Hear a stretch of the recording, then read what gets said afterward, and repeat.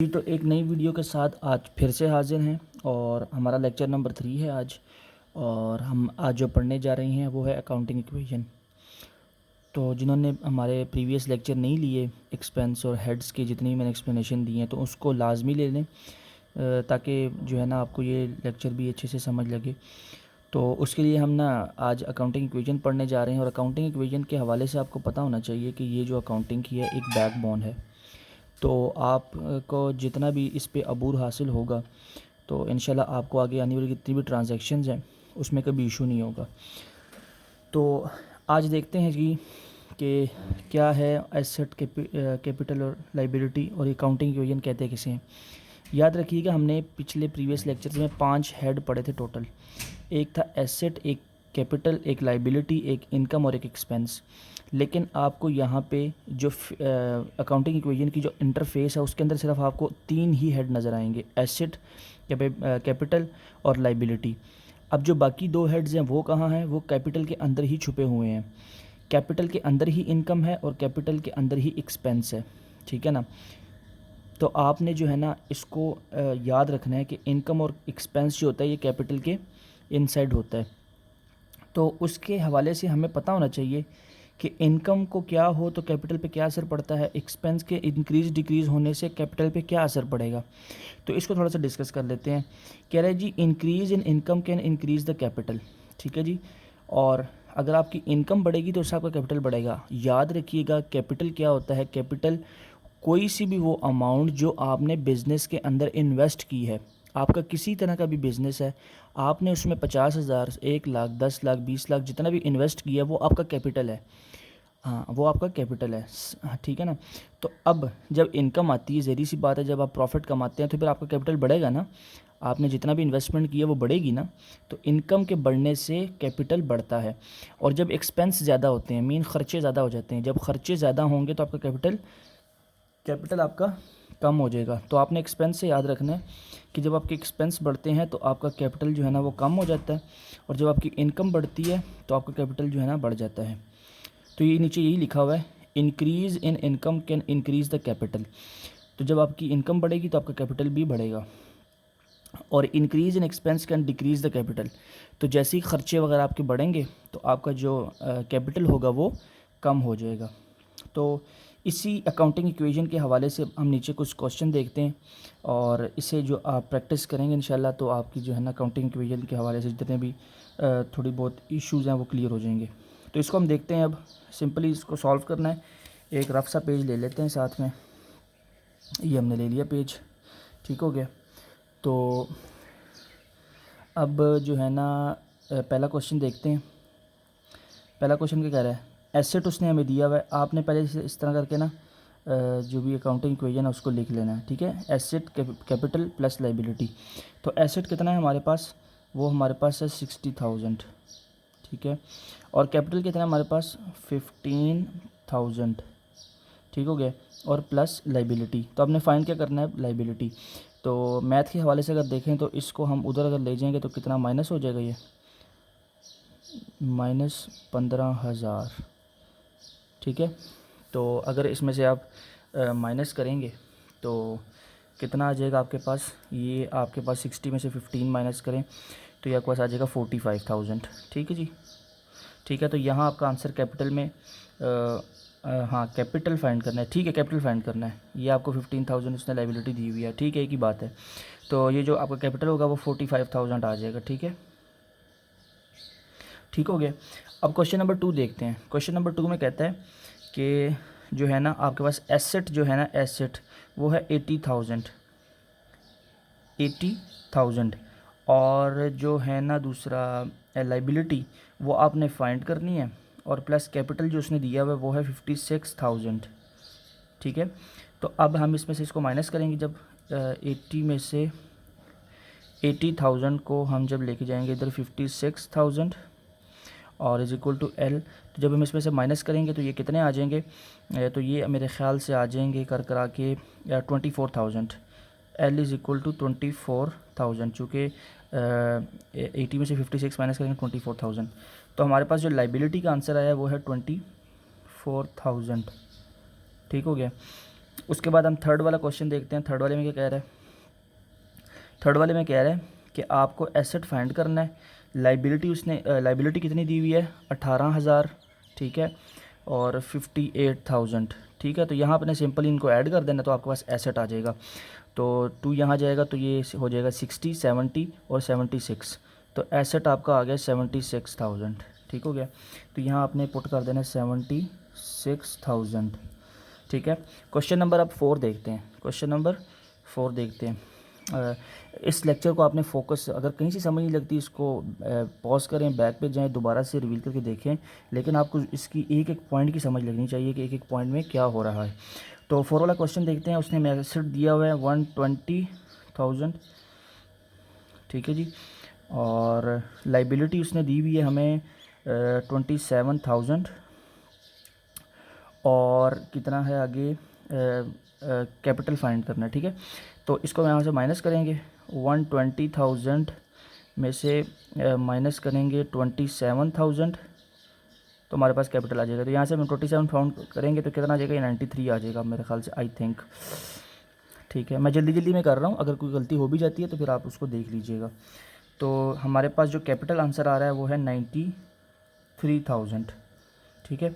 अब question number 5 देखते हैं। क्वेश्चन नंबर 5 देखते हैं। क्वेश्चन नंबर 5 में कह रहा है कि आपने एसेट फाइंड करना है, और जो उसने लाइबिलिटी हमें दी हुई है वो है 36,000, ठीक है, और ऐड किया 95,000, ठीक है ना। तो अब इनको सिंपली आपने ऐड कर देना है। तो 95 और 1 लाख हो जाएगा, 1 लाख और 1 लाख और 130, तो 131, 1,31,000 हो जाएगा, ठीक है। मतलब कि 1,31,000 ये आपका आ जाएगा आंसर, क्या? एसेट। तो ये आपने यहाँ पुट कर देना, ठीक है। और क्वेश्चन नंबर 6 देखते हैं। अब क्वेश्चन नंबर 6 में क्या कह रहा है? कहता है आपके पास जो एसेट है वो है 150,000, ठीक है, 1,50,000, और फाइंड क्या करना है आपने? लाइबिलिटी, और ऐड क्या दिया हुआ है? 97,000, ठीक है जी, 97,000। तो अब 150 में से आप माइनस करें, इसको इधर लाएंगे तो माइनस हो जाएगा 97,000, तो आपके पास लाइबिलिटी आ जाएगी। तो 97,3 यहाँ से रह गया, और 50 तो 53,000 आपके पास बकाया रह जाएगा। तो इस तरह से सवाल आते हैं छोटे मोटे। अब जिस भी क्लास में, ये बेसिक है, ये आपको सीखनी पड़ेगी, इसके अलावा आपको नहीं आएगी। तो ये हमारा आंसर क्या आया? 53,000, ठीक हो गया। तो अब ये तो हमने कर लिए हैं। तो देखें जी, जितने भी गैप्स हैं हमने क्लियर कर लिए हैं, और उम्मीद है कि आपको बहुत बेहतरीन तरीके से समझ लगी होगी, क्योंकि ना मैंने बहुत इजी तरीके से आपको समझाया है। मैं आपको बिल्कुल जो है ना स्लोली लेके चलूँगा आगे, ताकि जो है ना आपको समझ लगती रहे, क्योंकि समझ नहीं लगेगी तो मेरे पढ़ाने का कोई फ़ायदा नहीं। तो इसी एक एक्सरसाइज हमने कर ली है। अब एक एक्सरसाइज और करते हैं, ये वाली, ठीक है। ये थोड़ी सी आपके लिए ट्रिकी होगी, क्योंकि फ़र्स्ट टाइम आपके लिए, लेकिन आपने ध्यान से देखना, इंशाल्लाह आपको समझ लग जाएगी। अच्छा, ये हमें ट्रांजैक्शन इस तरह की दी होती हैं, ठीक है ना। इस तरह की ट्रांजैक्शन हमें पेपर में गिवन होती हैं, और जो हमें उसमें से शुरू में तो हम 2 चीज़ें फाइंड करेंगे, आगे हम फिर इसमें से फिर ट्रायल बैलेंस बनाते हैं, लेजर्स बनाते हैं, वो हम बाद में सीखेंगे। अभी हमने बेसिक किस तरह लेके चलना है वो उसको देखते हैं। अब उसने पहली ट्रांजैक्शन दी हुई है कि started business with 50,000 in cash. अब हमने सबसे पहले ना इसमें क्या फाइंड करना है कि हमारे पास हेड कौन सा है। हमेशा याद रखिएगा, जो भी ट्रांजैक्शन होगी हमेशा उसमें 2 हेड जो है ना वो डिस्टर्ब होंगे, 2 हेड्स या सब हेड्स उसमें हमेशा डिस्टर्ब होंगे। इसको मैं समझाने के लिए आपको थोड़ा सा समझाता हूँ यहाँ से, ठीक है। ये देखिएगा, ये एसेट है, ये कैपिटल है, ये लाइबिलिटी है, ठीक है। एसेट एक प्रॉपर हेड है। अब इसके अंदर सब हेड कौन से हैं? कैश हो सकता है, बैंक हो सकता है, वैन हो सकता है, डेटर कौन होता है? जिसको आपने पैसे कर्जे पे दिए होते हैं और लेने होते हैं, तो वो उस पर आपका इख्तियार होता है, ये तो डेटर। और फर्नीचर आपने ख़रीदा, वो भी आपका एसेट है, शॉप आपकी एसेट है। तो ये सब हेड्स हैं और ये हेड्स हैं। तो कोई ट्रांजैक्शन जो होगी ना उसमें कोई ना कोई 2 हेड्स या 2 सब हेड्स या एक हेड एक सब हेड इफ़ेक्ट होगा, ज़रूर होगा। और कैपिटल में इनकम आती है और एक्सपेंस आता है। और उसके बाद लाइबिलिटी है, लाइबिलिटी के अंदर नॉन करंट लाइबिलिटी भी आ सकती है, करंट लाइबिलिटी भी आ सकती है, और क्रेडिटर। हमने प्रीवियस लेक्चर में पढ़ा था करंट लाइबिलिटी क्या होती है? वो पैसे जो आपने 1 साल के अंदर अंदर किसी को वापस करने हैं, उधार है आप पे ना। और नॉन करंट लाइबिलिटी होती है जो आपने 3, 4, 5 साल में, 1 साल से ज़्यादा के अरसे में वापस करने होते हैं, तो वो नॉन करंट लाइबिलिटी होती है। और क्रेडिटर कौन होता है? क्रेडिटर उसी को कहते हैं जिसने पैसे देने होते हैं, मतलब मीन उसने उधार लिए होते हैं, ठीक है। और ये छोटा सा मैंने यहाँ पे लिखा हुआ है, इसको भी देख लीजिएगा कि इनकम जो हमेशा होती है वो अर्न की जाती है। इनकम जो होती है हमेशा अर्न की जाती है, कमाई जाती है। और जो एक्सपेंसेस होते हैं वो हमेशा इनकर्ड होते हैं, ठीक है। एक्सपेंस जो है ना वो हमेशा इनकर्ड होते हैं। तो इसको आप अच्छी से देख लीजिएगा कि कोई भी ट्रांजैक्शन आप पढ़ेंगे अब, उसमें कोई से दो हेड, कोई से दो सब हेड, या एक हेड एक सब हेड, दो चीज़ें लाजमी जो है ना इफ़ेक्ट होंगी। अभी मैं आपको क्वेश्चन से दिखाता हूँ, फिर आपको समझ लग जाएगी। देखिएगा, पहले क्वेश्चन में वो कह रहा है कि started business with 50,000 in cash. तो मुझे बताइएगा, जब हम बिज़नेस में नया नया पैसा डालते हैं तो वो हमारा क्या होता है? कैपिटल। मैंने आपको भी बताया था। तो कैपिटल लिख लेते हैं, ठीक है। और दूसरा किस में डाला है? कैश की सूरत में। तो दूसरा हेड क्या हो गया? कैश। अब ये प्रॉपर हेड है और ये क्या है? सब हेड, ठीक है। मैंने आपको पहले जो दिखा दी है।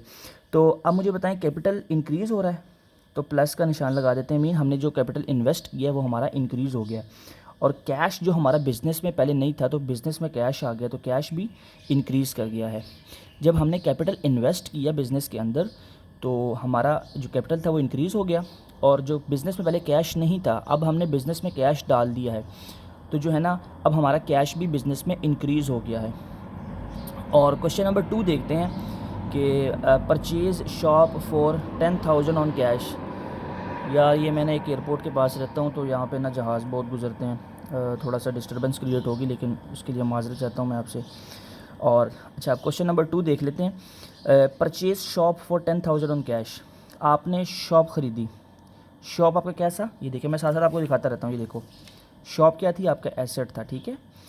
और कैश भी आपका एसेट है, बैंक की सारा कुछ, ठीक है। ये आपने साथ रख लेना संभाल के, ताकि आपको समझ लगे कि कौन सा एसेट है कौन सा कैपिटल है।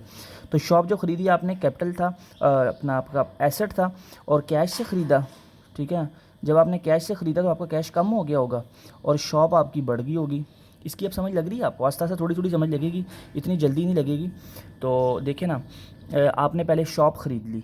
शॉप आपकी जब आपने ख़रीदी तो उस पर ज़ाहिर सी बात है पैसे आपके ज़ाया हुए होंगे, तो जो पैसे ज़ाया हुए उसको हमने यहाँ से माइनस कर दिया, मीन आपके पैसे कम हो गए और शॉप में वो इन्वेस्ट हो गए, तो वो आपके पैसे यहाँ आ गए। अब purchase equipment for 15,000 on credit. अब इक्विपमेंट है, ये भी आपका एसेट है, ठीक है ना। आपने इक्विपमेंट ख़रीदा और किस पे ख़रीदा? उधार पे, मीन लाइबिलिटी आ गई।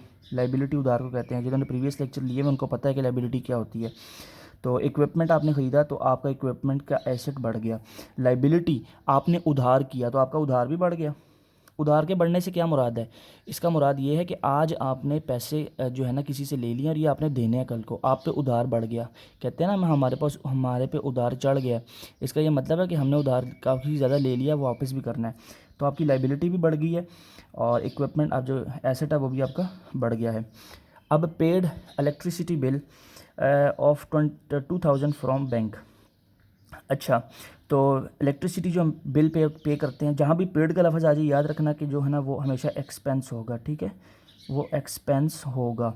और कहाँ से इसको पे किया? बैंक से, ठीक है। बैंक हमारा एसेट है, एक्सपेंस हमारा आपको पता है कैपिटल के अंदर आता है। तो अब देखते हैं, एक्सपेंस भी हमारा बढ़ गया, ठीक है। खर्चे हमारे बढ़ गए। और कहाँ से पे किया? बैंक से। तो बैंक से हमारे पैसे कम हो गए होंगे, ठीक है ना। हमारे बैंक में देखें 20,000 रुपये थे, हमारे घर बिल आ गया, घर नहीं, बिज़नेस का बिल आ गया 2,000 रुपये। जब आपने बैंक से पे किया तो आपके बैंक में कितने पैसे रह गए? 18,000। तो 18,000 इसलिए माइनस किया कि आपके पैसे बैंक में कम हो गए हैं और एक्सपेंस जो आपका खर्चा था वो बढ़ गया। अब क्वेश्चन नंबर 5 देखते हैं। कहता है paid rent of 12,000 on cash. अब जो रेंट है, रेंट भी एक्सपेंस है और आपने पे किस तरह किया? उसको कैश की सूरत में पे किया है। मुझे बताएं, जब आप कैश की सूरत में रेंट पे करते हैं तो आपका कैश कम हो जाता है, तो इसलिए हमने इसको माइनस कर दिया। और रेंट जो आपका एक्सपेंस था वो आपका बढ़ गया, ठीक है। रेंट जब आप पैसे जरिए पता घर का किराया देते हैं तो आपके पैसे कम हो जाते हैं। ये तो नहीं होता ना कि आप रेंट पे करते हैं तो आपके पैसे बढ़ जाते हैं। तो आपने अच्छा, असल में अकाउंटिंग जो है ना, इसको आपने अपनी डेली लाइफ के अंदर यूज़ करके देखना है कि क्या प्रोसीजर हो रहा है। जो भी ट्रांजैक्शन हो रही है उसके अंदर अपने आप को इन्वॉल्व करें। जब तक आप उसके अंदर अपने आप को इन्वॉल्व नहीं करेंगे, आपको वो ट्रांजैक्शन की समझ नहीं लगने वाली। आप ख़ुद उस ट्रांजैक्शन में जाएं, हाँ ठीक है मैंने पे किया होगा बिल, ठीक है मेरा पैसे कम हो गए, इस तरह करके सोचें, फिर आपको जो है ना बहुत ईजीली समझ लगेगी। और आगे क्वेश्चन देखते हैं। Withdrew 3,000 for personal use from bank. अब ये जो बिज़नेस का मालिक था उसका थोड़ा दिल किया, पर्सनल यूज़ के लिए पैसे उसने विड्रॉ करा लिए, तो हम उसको स्पेशल नाम देते हैं ड्राइंग्स। क्या नाम देते हैं, ड्राइंग्स, जो कि बिज़नेस में से जो मालिक है वो ख़ुद निकाले। और कहाँ से निकाले, बैंक से, ठीक है ना। मीन बिज़नेस के पैसे बैंक में पड़े होंगे, ये नहीं बिज़नेस के पैसे बैंक में भी पड़े हो सकते हैं, कैश की सूरत में भी हो सकते हैं। तो ज़री सी बात है, जब उसने बैंक से पैसे निकाले बिज़नेस के, तो वो 3,000 से कम हो गए होंगे, तो ये माइनस हो गया, और ड्राइंग्स उसकी बढ़ गई होंगी, ठीक है। ये भी एक खर्चा ही होता है, ये भी एक खर्चा ही होता है। ड्राइंग्स के बढ़ने से भी इनकम कैपिटल जो होता है ना, कैपिटल ये भी डिक्रीज़ होता है, ठीक है। एक्सपेंस और ड्राइंग्स को एक ही तरह का याद रखिएगा। और लास्ट में हम एक क्वेश्चन देखते हैं, paid telephone bill of 15,000 on cash, ठीक है जी। तो उसने बिल पे किया कौन सा, टेलीफोन का, तो ये क्या है, एक्सपेंस, ठीक है। एक्सपेंस किससे पे किया, कैश की सूरत में, ठीक है। अब कैश उसका कम हो गया, ये लें, और एक्सपेंस उसका बढ़ गया, ठीक है ना। तो ये एक टोटल सी प्रैक्टिस थी जो मैंने आपको करवानी थी। तो आपके लिए अब मैं होमवर्क भी दे रहा हूँ, ठीक है। होमवर्क आप करके लाएंगे तो इंशाल्लाह आपको फ़ायदा होगा। ये क्वेश्चन जो है ना, मैंने आपकी होम असाइनमेंट के लिए रखा है, तो इसको घर में ज़रूर ट्राई करें, इसको आप करें, इंशाल्लाह आपको बहुत फ़ायदा होगा। जो पीछे आपने सीखा है उसकी जब यहाँ इसको जो है ना, इसको अलाउ करके लिखेंगे तो इंशाल्लाह आपको बहुत फ़ायदा होने वाला है। तो मैं उम्मीद करता हूँ आपको इसको घर में ज़रूर ट्राई करेंगे, और ट्राई करेंगे तभी अकाउंटिंग ठीक होने वाली है, क्योंकि अकाउंटिंग जो भी है ये करके ही आती है, मीन देखने से कभी भी नहीं आती। तो जो भी चैनल पे नए हैं उसको सब्सक्राइब करें, लाइक करें, शेयर करें, और आपको पसंद करिए तो इसको जो है ना अच्छा से कमेंट कर दें। और किसी चीज़ की कोई भी क्यूरी है जो आपको समझ नहीं लग रही तो आप कमेंट बॉक्स में ज़रूर पूछ सकते हैं। अल्लाह हाफ़िज़।